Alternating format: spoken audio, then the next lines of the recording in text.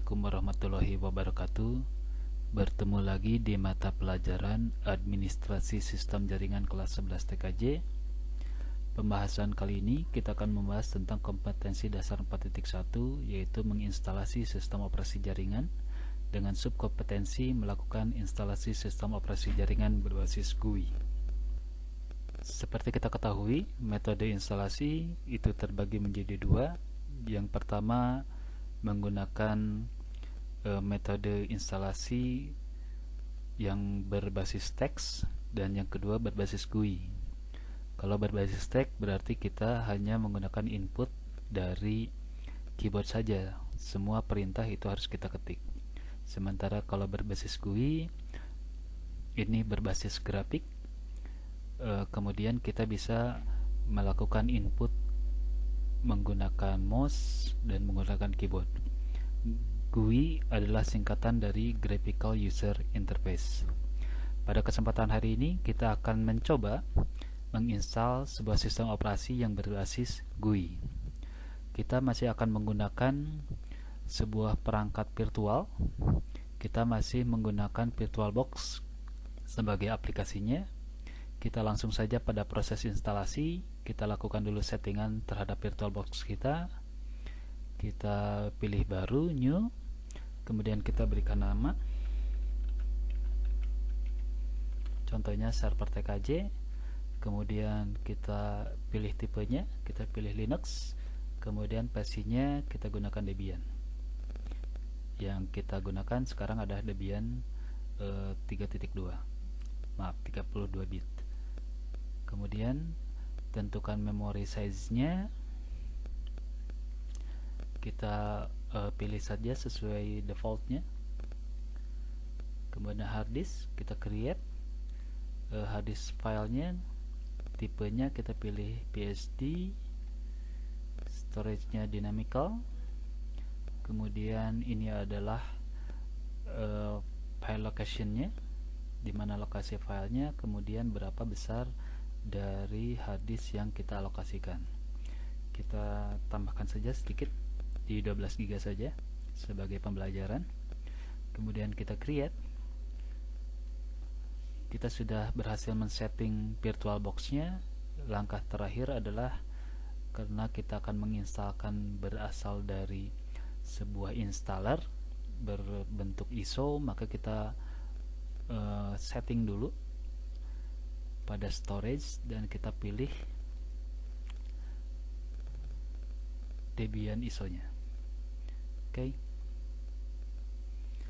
Setting VirtualBox sudah kita lakukan. Kita tinggal pilih start.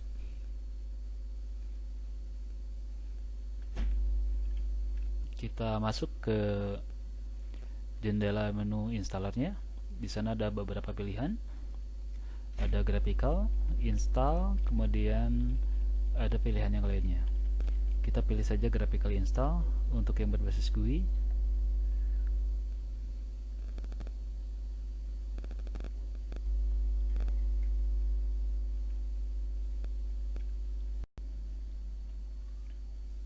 Kita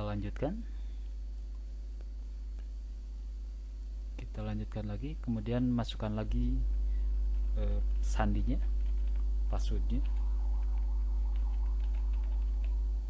Kita lanjutkan lagi,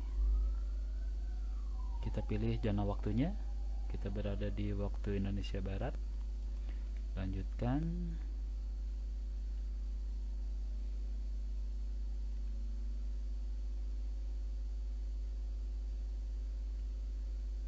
Nah, di sini ada 4 pilihan untuk partisi hard disk.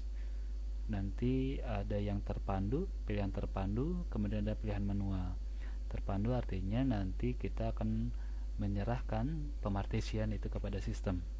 Sedangkan manual ini pemartisian atau pembagian hard disk tergantung dari pengguna, dari kita sebagai installer. Kita gunakan saja yang menggunakan seluruh hard disk. Kita lanjutkan. Kita buat partisi home yang terpisah. Kemudian di sini akan muncul pemartisian hard disk, di mana ada 3 komponen utama. Yang pertama adalah komponen root, yang kedua adalah swap, dan yang ketiga adalah home. Root adalah partisi untuk sistem, kemudian swap adalah partisi untuk memori tambahan, kemudian home adalah partisi untuk menyimpan data. Kita lanjutkan, tuliskan perubahan yang terjadi pada hard disk, kita pilih iya.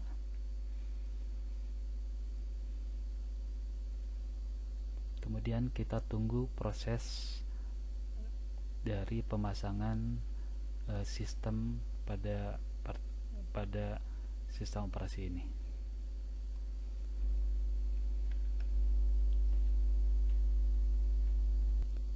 Kemudian di sini ada pilihan untuk mengatur pengelola paket. Jika Anda ingin memindah CD, mohon masukkan sekarang. Kalau tidak, kita pilih saja tidak. Kemudian, apakah Anda akan menggunakan jaringan mirror, jaringan cermin? Jadi di Debian atau di sistem operasi yang berbasis Linux, nanti ada yang disebut sebagai jaringan mirror atau disebut sebagai repository namanya, di mana repository adalah sebuah website database di mana kita bisa mengambil banyak aplikasi. Aplikasi bisa kita ambil langsung dari repository atau jaringan cermin tersebut. Kalau Anda terhubung ke jaringan, silahkan pilih ya. Kalau tidak usah kita pilih. Kita pilih saja tidak.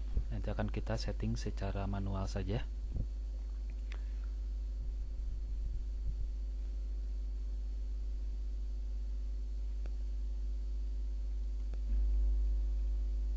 Kemudian di sini ada pemilihan apakah kita mau berpartisipasi dalam survei penggunaan paket Debian. Pilihannya juga sama antara iya dan tidak. Kita pilih saja tidak.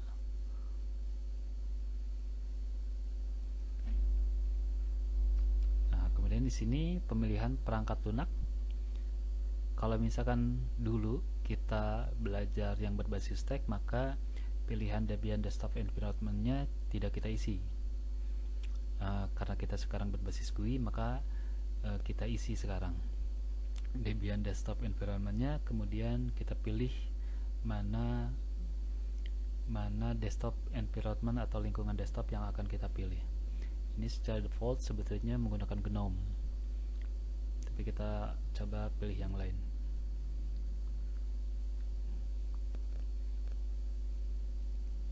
Kita menggunakan, kita lanjutkan.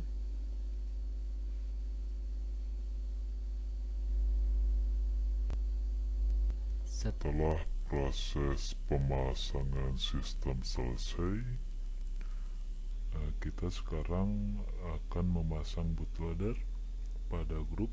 Nah, bootloader ini merupakan sesuatu yang wajib. Jadi pilihannya di antara dua, iya atau tidak. Kita pilih iya. Kita lanjutkan.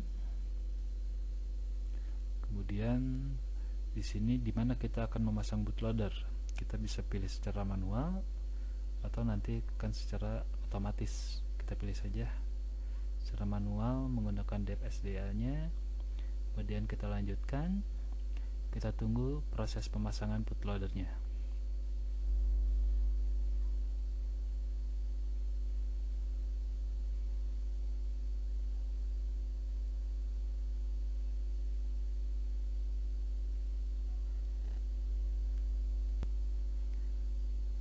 Setelah pemasangan bootloader selesai, kita sampai pada pilihan terakhir, yaitu menyelesaikan instalasi. Instalasi setelah selesai, kemudian kita biasanya akan meminta untuk melakukan restart atau reboot terhadap sistem operasi jaringan kita. Kita selesaikan, tunggu prosesnya berjalan.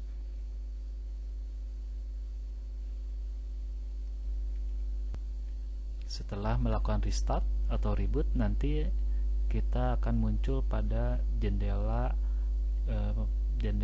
booting seperti ini.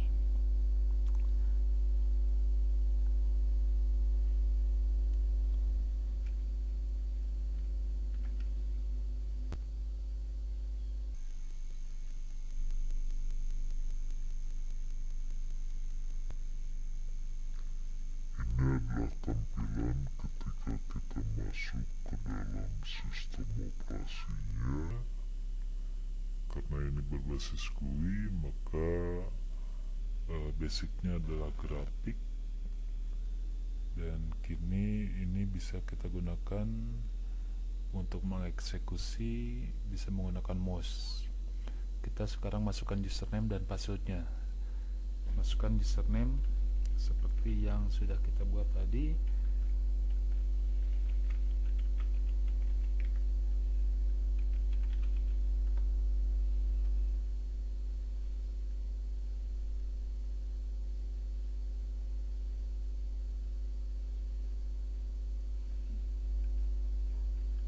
Dan kita sekarang sudah masuk ke dalam sistem operasinya.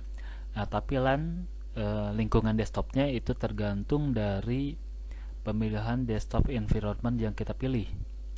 Tadi Bapak di sini menggunakan yang berbasis XFCE.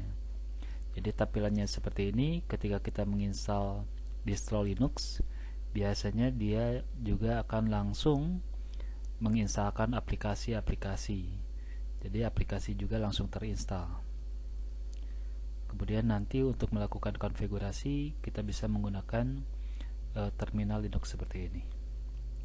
Dan selanjutnya nanti akan kita fungsikan sistem operasi ini sebagai sistem operasi jaringan.